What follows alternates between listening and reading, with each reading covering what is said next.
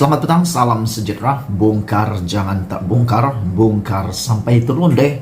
Biar semua orang tahu, jangan malu-malu. Hari ini Najib terkedu mendengar pendedahan luar biasa ini. Ramai orang gembira. Penyokong-penyokong Najib bersorak-sorai gembira. Kononnya gembira selepas Najib mengesahkan, memfailkan permohonan untuk dibantu oleh peguam di Raja UK. Ramai orang bersorak, tapi mereka lupa. Rupa-rupanya itu hanya baru permohonan kepada Mahkamah Persekutuan untuk peguam di Raja UK boleh mewakili Najib di dalam kes terakhir, rayuan terakhir, talian hayat terakhir Najib, untuk selamat daripada masuk terus ke penjara Sungai Buloh. Walau bagaimanapun sebenarnya Najib sudah pun dijatuhkan hukuman penjara 12 tahun, denda 210 juta. Ramai orang yang sudah lupa bahwa memang Najib sudah dijatuhkan hukuman. Cuma saja bezanya Najib special. Dia belum lagi masuk penjara, tetapi sedang menunggu rayuan.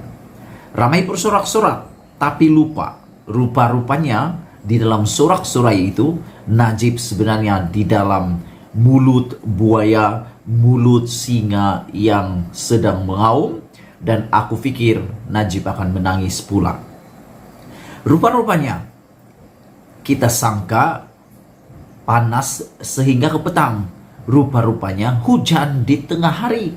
Aku pun terkejut dengan pendedahan ini. Rupa-rupanya Najib bakal berdepan satu lagi episode menyedihkan dalam hidupnya, kerana Mahkamah Persekutuan di Malaysia sudah mempunyai duluan tentang kes ataupun tentang permohonan mendapatkan peguam di Raja UK.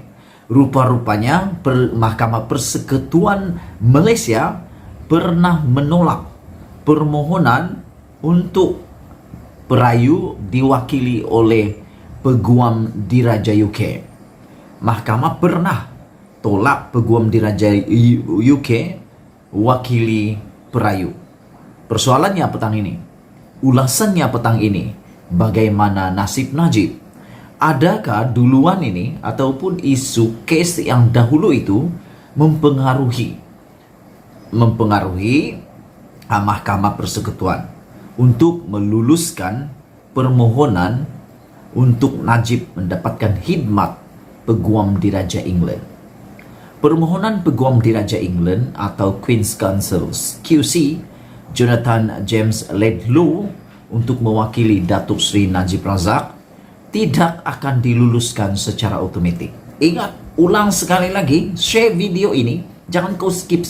Share video ini biar semua orang tahu bahawa permohonan peguam di Raja UK untuk mewakili Datuk Seri Najib Tun Razak tidak akan diluluskan secara otomatik. Aku pun dok pikir dulu, apabila permohonan itu dibuat secara otomatik, dia layak mewakili Najib. Rupa-rupanya ini pendedahan luar biasa. Tidak diluluskan secara otomatik tanpa mengambil kira beberapa syarat. Jadi kalau begitu, ikuti terus share video ini, ikuti terus pendedahan kupasan ini untuk mengetahui apakah syarat untuk Najib dapat kelulusan diwakili oleh peguam di Raja itu. Walaupun betapa baik pun kelayakan peguam itu, dia ada syarat untuk di Malaysia. Ini kerana Petition Laidlaw memohon kepada mahkamah untuk diterima masuk sebagai peguam di Malaysia mengikut Seksyen 18 dalam kurungan 1 Akta Profession Undang-Undang 1976. 2 hari lalu 31 Mei perlu dirujuk kepada pelbagai pihak, beberapa pihak lain termasuk peguam negara dan majlis peguam. Seksyen 18 dalam kurungan 1 itu menyatakan, walau apapun apa-apa jua yang terkandung dalam akta ini, mahkamah boleh bagi maksud mana-mana satu kes dan tertakluk kepada subsection yang berikut, menerima masuk seseorang untuk menjalankan amalan sebagai seorang peguam bela dan peguam cara yang lain. Jika dia seorang warga negara Malaysia atau seorang pemasdatin tetap di Malaysia, dia layak diterima masuk sebagai seorang peguam bela dan peguam cara Mahkamah Tinggi, dan tiada seorang pun boleh diterima masuk untuk menjalankan amalan sebagai peguam bela dan peguam cara di bawah subsection ini, melainkan jika pertama, bagi maksud kes yang tertentu itu dia mempunyai pada pendapat mahkamah kelayakan khas atau pengalaman daripada jenis yang tidak boleh didapati daripada kalangan peguam bela dan peguam cara di Malaysia, dan yang kedua, telah diarahkan oleh seorang peguam bela dan peguam cara di Malaysia. Beberapa section dalam 18 dalam kurungan 3 Akta Berkenaan mewajibkan mahkamah mengambil kira pandangan peguam negara, lembaga setiausaha majlis peguam dan jawatan kuasa peguam negeri di mana kausa atau perkara itu hendak didengar bagi mendengar bantahan mereka. Najib hanya mempunyai satu sahaja peluang untuk merayu terhadap sabitan hukuman penjara 12 tahun dan denda 210 juta oleh Mahkamah Tinggi Persekutuan, Mahkamah Tinggi Kuala Lumpur berhubung kes SRC International Sdn Bhd. Bagi perbicaraan pada Ogos, bekas Perdana Menteri mendapatkan khidmat laid law yang berpengkalan di United Kingdom untuk menjadi peguam utama dalam rayuannya. Mahkamah Persekutuan pada 29 April memaklumkan kedua-dua peguam Najib dan pihak pendakwaan bahawa ia akan mendengar rayuan itu selama 10 hari. Ahli Parlimen Pekan itu berkata dia terkilan dengan apa yang menurutnya kesilapan undang-undang yang dibuat oleh kedua-dua mahkamah dalam alasan penghakiman masing-masing menurut laporan itu. Menurut pasukan pembelaan bekas Presiden UMNO itu daripada Tuan Safi Co Tan Sri Muhammad Safi Abdullah, Ledlo dikatakan memiliki kelayakan khas, pengalaman dan kepakaran yang tidak ada dalam kalangan peguam di Malaysia untuk kes itu.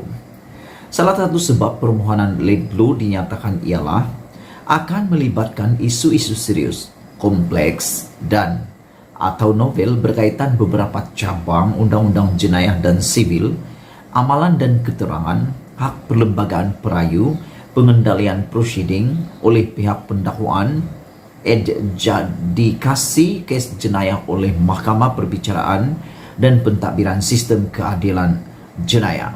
Yang paling penting dalam isu pada petang ini, terima kasih kerana terus mengikutinya, karena inilah bahagian paling penting, yaitu mengikut rekod pada tahun 2006 sebuah syarikat tempatan cuba menggunakan perkhidmatan QC, iaitu peguam diraja England, iaitu Kerry Blair, yang dikenali secara profesional sebagai Kerry Booth, yang hadir di hadapan Mahkamah Persekutuan bagi pertikaian komersial yang berterusan.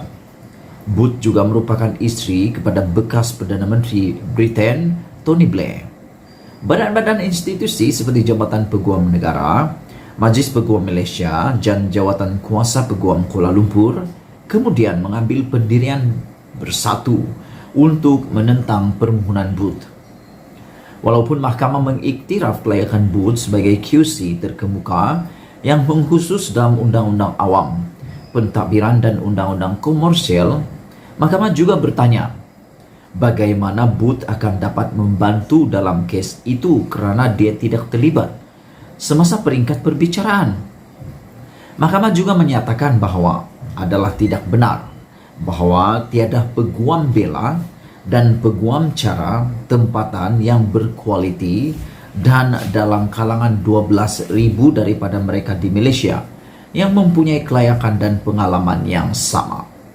Dalam keputusan sebulat suara itu, Mahkamah Persekutuan menolak permohonan Booth dengan menyatakan bahawa Booth tidak menunjukkan dia mempunyai kelayakan dan pengalaman khas yang tidak terdapat dalam kalangan peguam bela dan peguam cara di Malaysia. Rayuan Najib berhubung kes SRC di Mahkamah Persekutuan ini akan menjadi rayuan terakhir yang boleh diteruskan bekas Perdana Menteri itu. Bekas Perdana Menteri pertama Malaysia yang diheret ke mahkamah memandangkan sabitannya di Mahkamah Tinggi dan Rayuan di Mahkamah Rayuan sebelum ini telah ditolak secara sebulat suara. Jika Mahkamah Persekutuan mengekalkan keputusan Najib, Mahkamah Tinggi dan Mahkamah Rayuan, Najib akan dihantar terus ke penjara. Sekian dulu ulasan untuk kali ini. Jangan lupa share video ini supaya semua orang tahu bahwa rupa-rupanya ini rahasia di sebalik QC Najib. Jumpa lagi, tinggalkan komen Anda. Bye-bye.